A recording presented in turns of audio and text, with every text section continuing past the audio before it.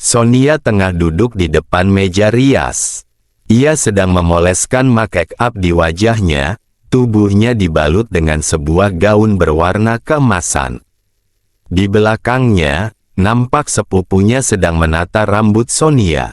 Tiba-tiba ia teringat kekasihnya yang jauh di Surabaya sana.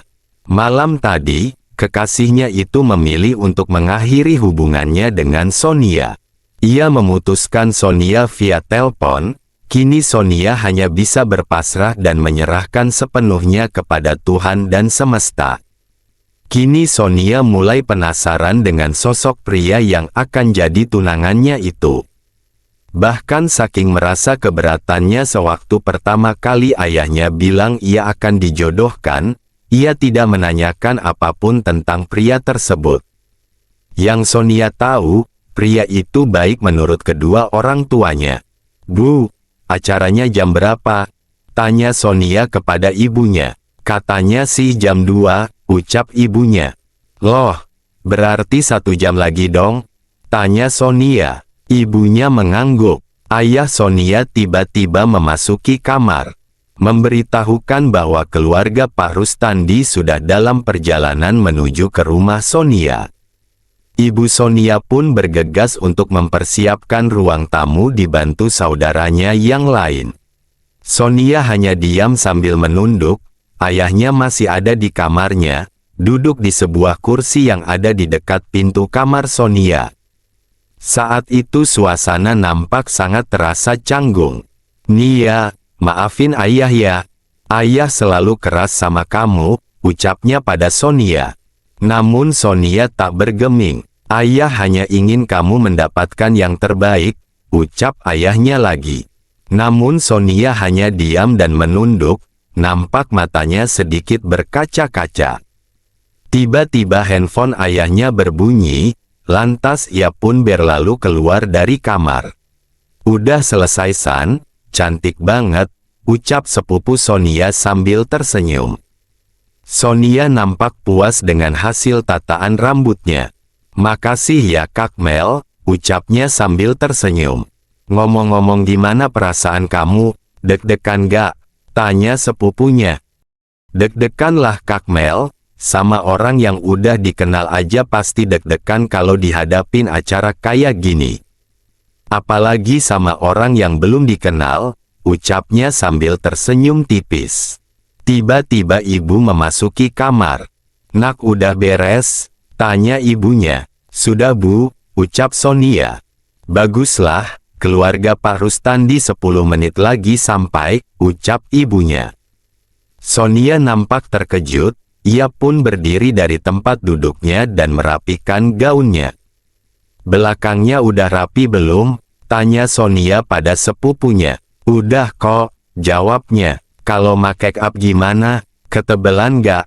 tanya Sonia. "Sudah kok, sudah cantik," jawab ibunya sambil menatap Sonia dari cermin.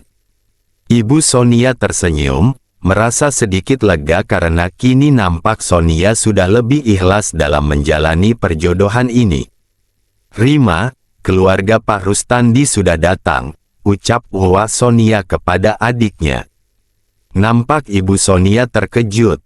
"Ayo Nia, kita turun ke bawah," ajak ibunya. Dada Sonia berdegup kencang, karena untuk pertama kalinya Sonia akan bertemu dengan calon tunangannya beserta keluarganya. Ia menarik nafas, memantapkan langkahnya untuk menuruni tangga dan berjalan menuju ruang tamu dituntun oleh ibunya. Sesampainya di ruang tamu ia merasa agak kikuk, karena para tamu sedang melirik ke arahnya. Sonia hari itu nampak begitu anggun dan sangat cantik. Ia pun duduk diapit oleh kedua orang tuanya. Di depannya seorang pria dengan kemeja berlengan panjang keemasan memakai rompi hitam. Pria itu nampak sangat kalem. Ia yang menyadari sedang diperhatikan oleh wanita yang akan menjadi tunangannya itu. Lantas melemparkan senyum ke arah Sonia, membuat Sonia menjadi salah tingkah. Salah seorang sanak saudara Pak Rustandi yang dituakan pun membuka acara serta menyampaikan maksud kedatangan keluarga Pak Rustandi hari itu.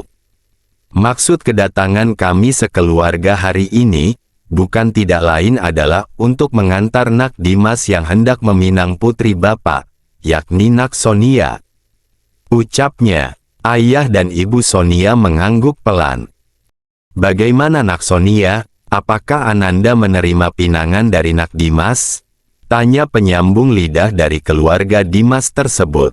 Sonia pun mengangguk seraya berkata saya menerima pinangan dari Dimas, ucapnya malu-malu. Dimas tersenyum senang, begitu pula semua orang yang ada di sana, mereka pun bersuka cita. Acara dilanjutkan dengan bertukar cincin. Nampak Dimas dan Sonia malu-malu dan kikuk. Akhirnya mereka sudah resmi bertunangan, dan pernikahan mereka akan dilangsungkan 3 bulan kemudian. Keluarga Dimas menyerahkan beberapa bingkisan untuk keluarga Sonia. Di antaranya ada buah-buahan dan beberapa macam kue. "Hei," ucap seseorang sambil melambaikan tangan pada Sonia. Sonia terbelalak. "Mbak kok ada di sini?" Tanyanya tidak percaya bahwa seseorang tersebut adalah driver taksi online yang kemarin ditumpanginya.